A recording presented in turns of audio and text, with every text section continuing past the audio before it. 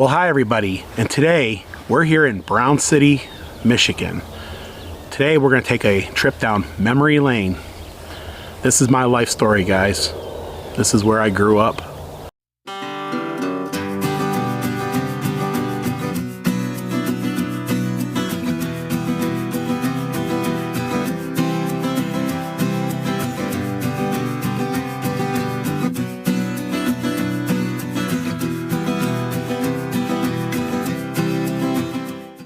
We are 9 miles from my hometown of Brown City, Michigan. And it's very flat, and it's nothing but farmland all the way.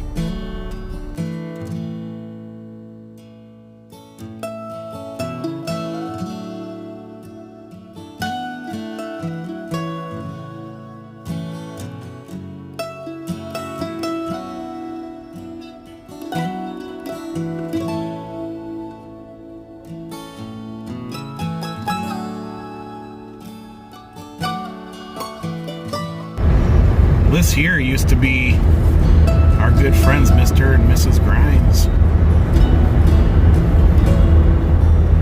They're gotta be up in their 90s.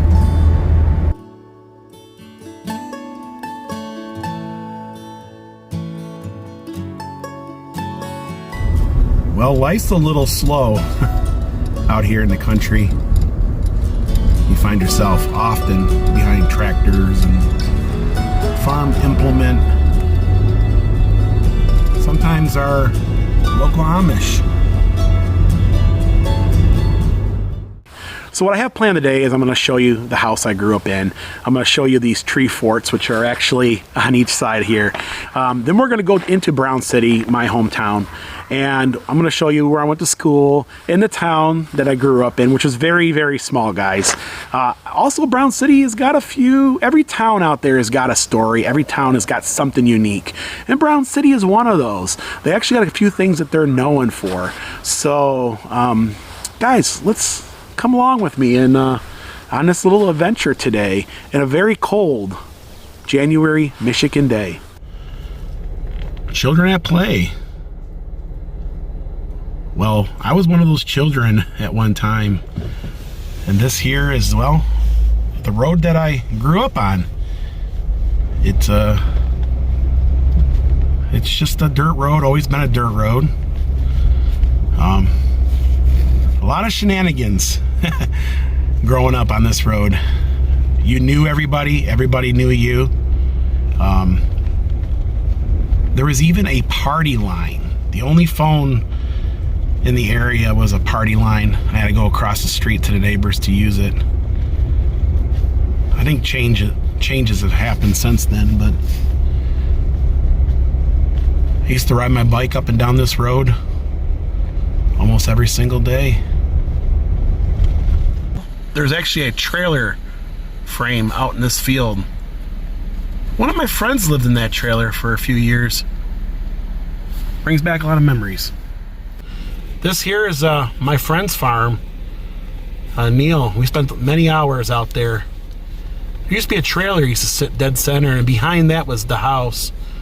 All that's left is, well, the pole barn where many of Derby cars had been built. And spent a lot of time right here, but the house burnt down a few years ago, and now it's just vacant. Well, this is just down the street from our house, and looks like a big pond, doesn't it? Technically it's not. It's only knee deep all the way across. More of a swamp. This house was the Butterfields, our next door neighbors. They had a big dog. And we used to try to ride bikes to get to, well, one of our friends' homes. And the dogs would come out and bite at us.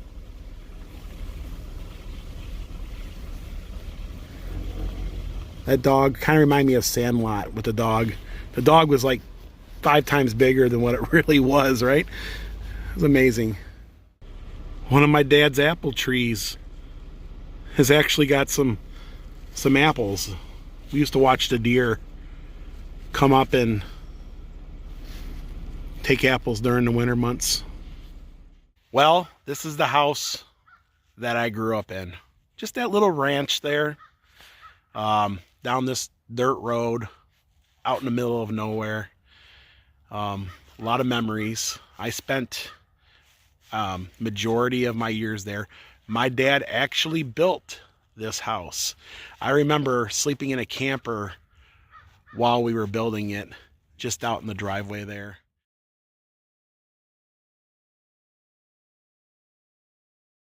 We had a pole barn and what have you, and the house doesn't look as chipper as it used to. My mom always had flowers, and the shrubs are kind of removed, and there used to be 2 trees here, and one of them I think got removed for whatever reason. And I used to get in trouble with my mom, and she would come running out that front door with the shoe, chase me all the way across the street here. And that's the oak tree that I used to scurry up into there and sit on those branches up there so my mom couldn't get me.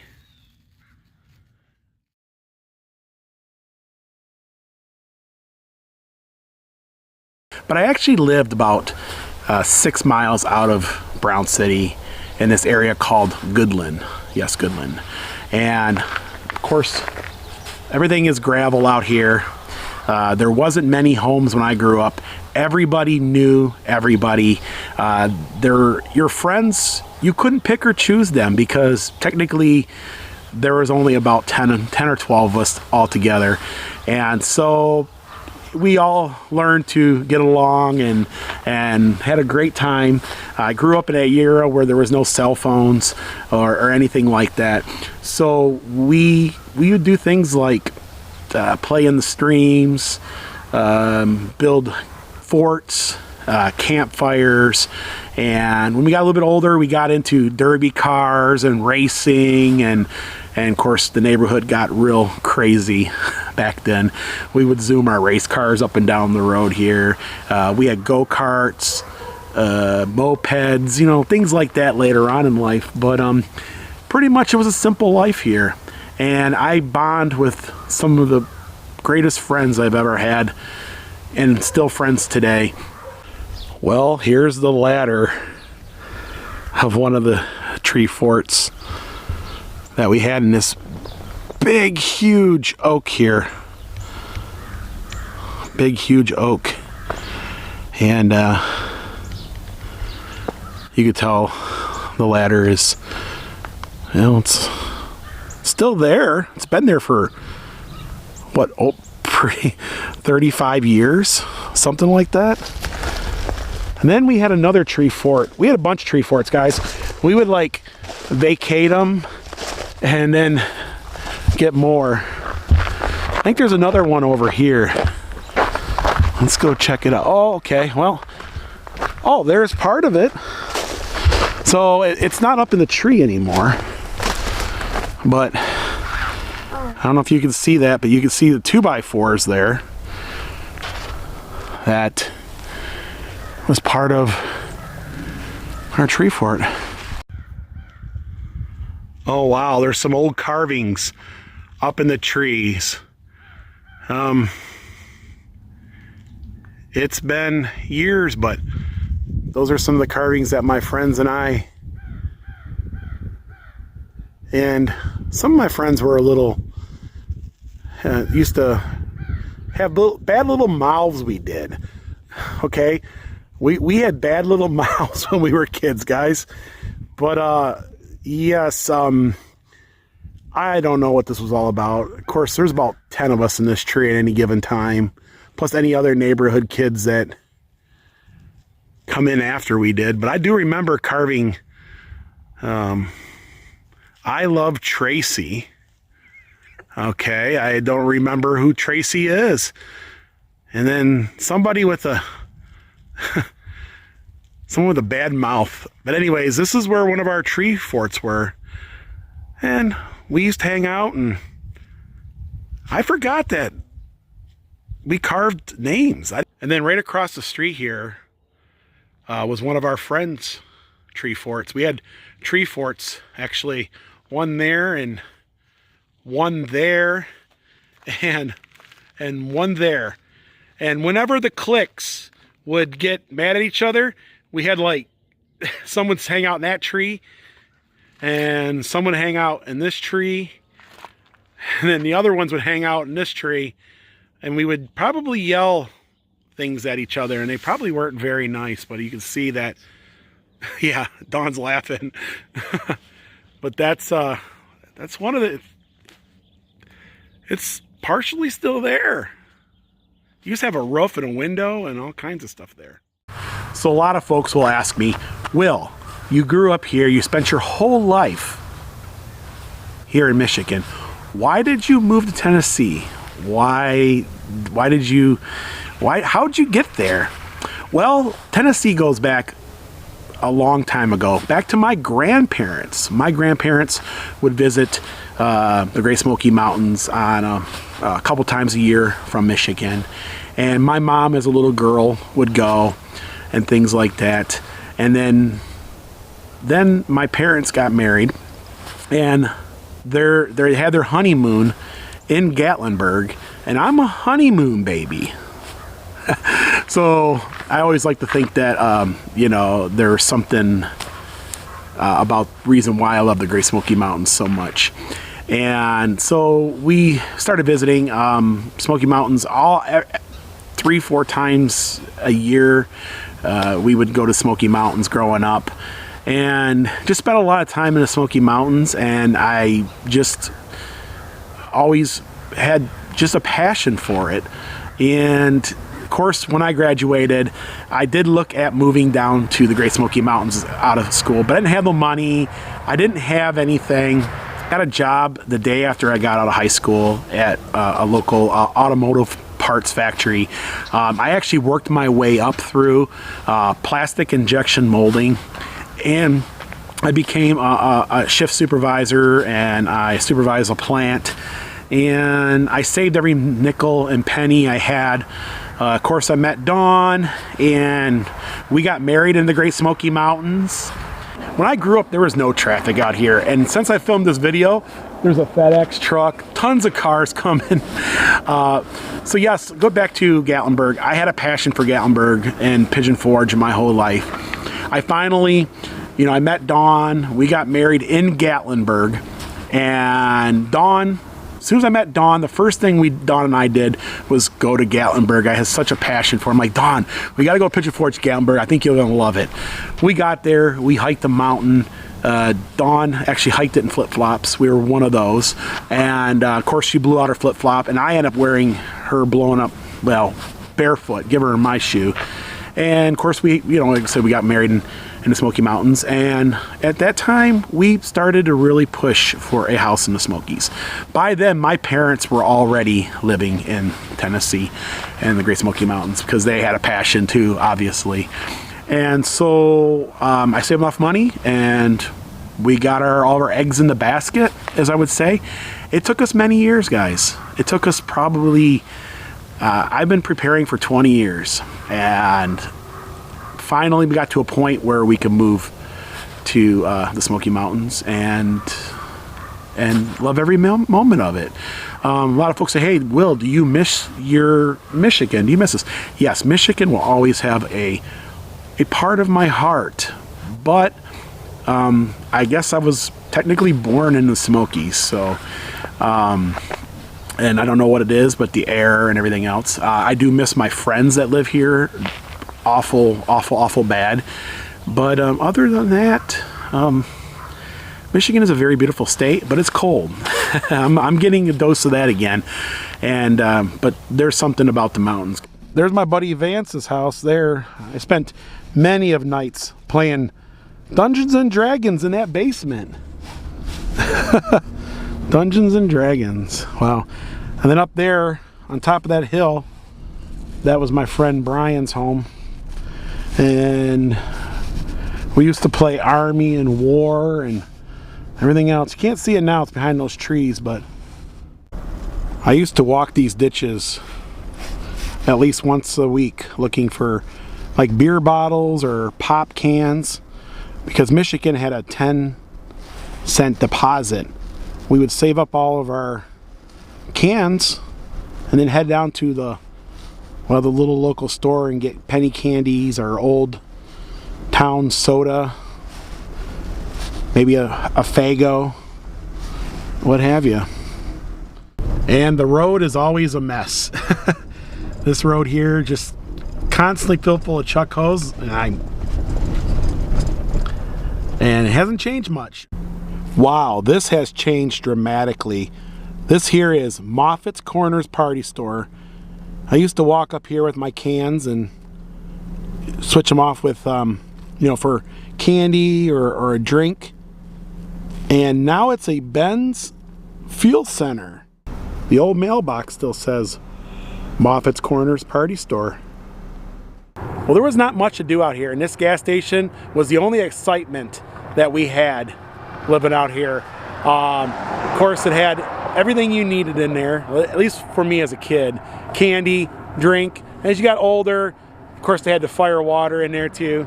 But wow, it's still here though. That's the good thing.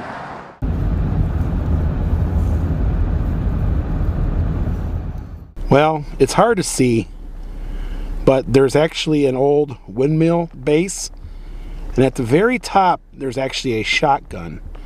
And the story goes that two brothers were hunting, and the one brother passed the gun through the fence to the other brother, and the gun went off, killing that brother. And the mother climbed up that windmill there and put the shotgun at the very top. It's been sitting there ever since I was a little boy, and that's the story of, well, that shotgun up there. You can barely make out the barrel hanging over. We're here in Brown City, Michigan. This is my hometown of Brown City. We're going to show you, well, what it's all about here. And there's not a lot going on here because the city's only a mile wide by a mile long, or mile by mile, just a perfect cube. And Brown City is also known to be the birthplace of the motorhome. Yes, birthplace of the motorhome. Even though there's not much left of the motorhome industry here. In fact, I don't think there really isn't anything left of the motorhome industry here. But, ready, Dawn? I'm ready. Okay, let's do this. Let's do it.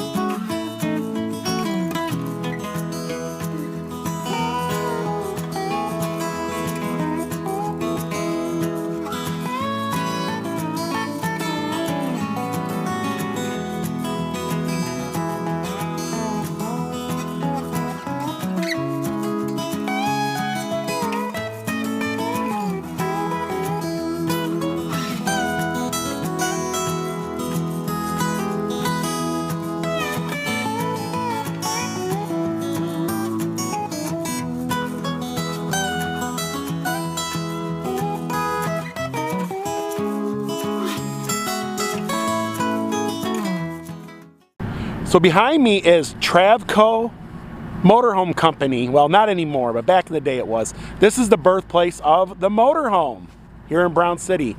And this was a big industry for this town growing up and everything. But it's long gone now. This place has a big significance to me. This is one of my dad's pizza places. And he actually owned that plaza over there.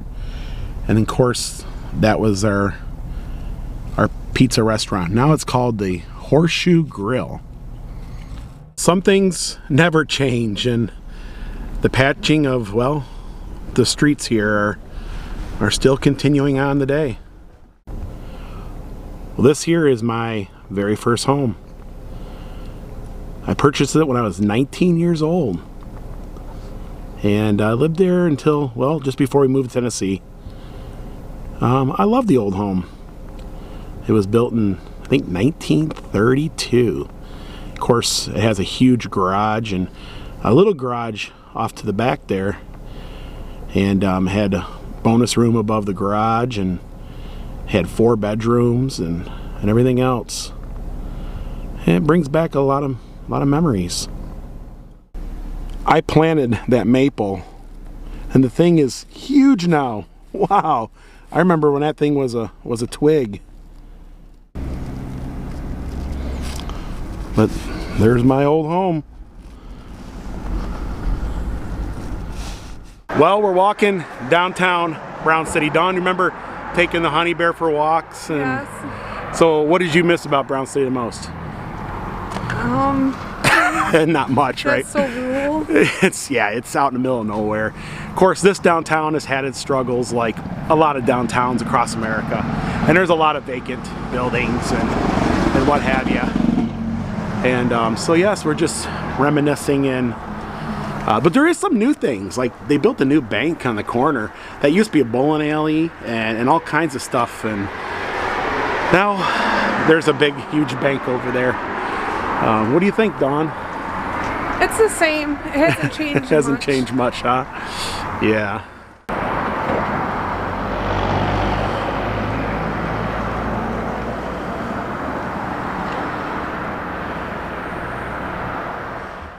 There is no stoplights in this town. We do have a train that runs to the center, which hasn't run in years. We also had a small plastics plant, a Sunoco gas station, and a few restaurants. Well, here's the elementary school, but it looked quite different when I went to school. They've actually built a new elementary since then.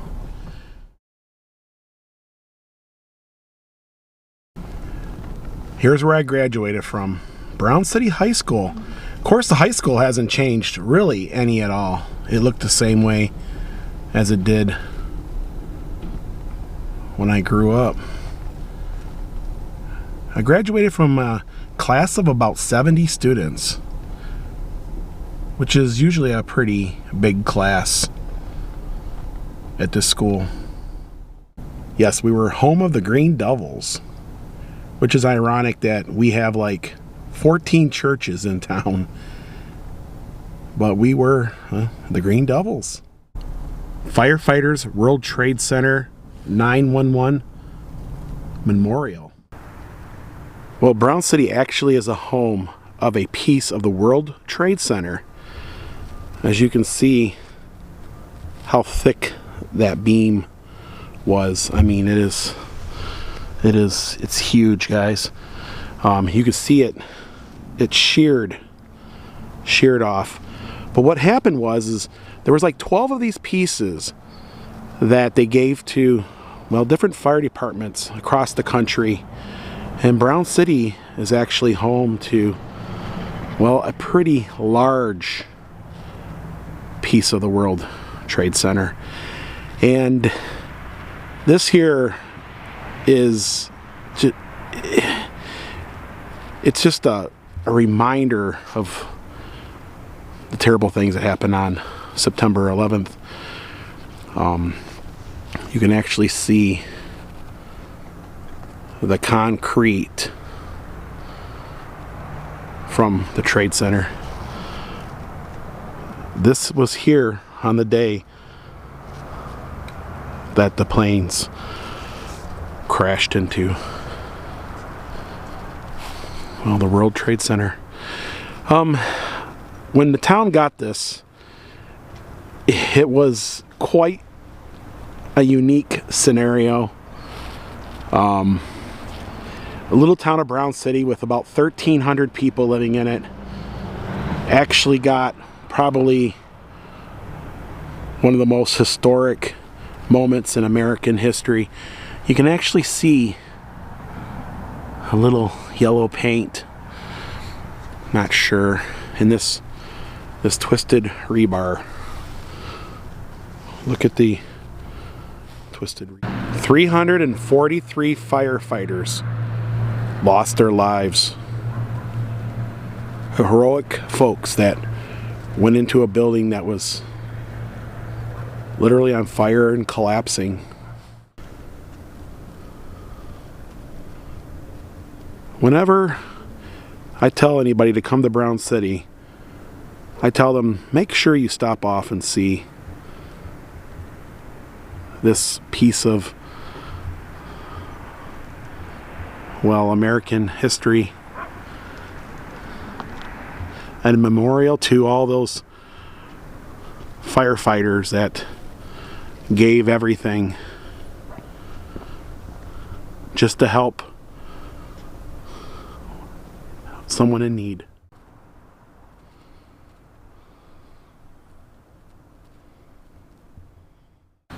But guys, this is the town of Brown City where I grew up.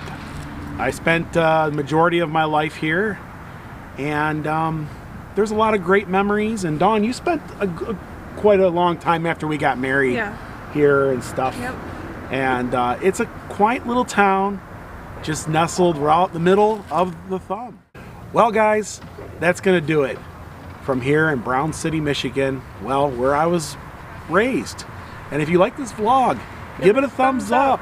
Also, if you haven't, subscribe so you don't miss any of our upcoming, well, Smoky Mountain adventures. And of course, we always do road trips and what have you. Also, there's gonna be some videos about Dawn and where she grew up in Port Huron, Michigan, which will be probably in a playlist down below. And until next time. Thanks for watching. Thank you guys so much for everything you've done for us, and we appreciate every one of you.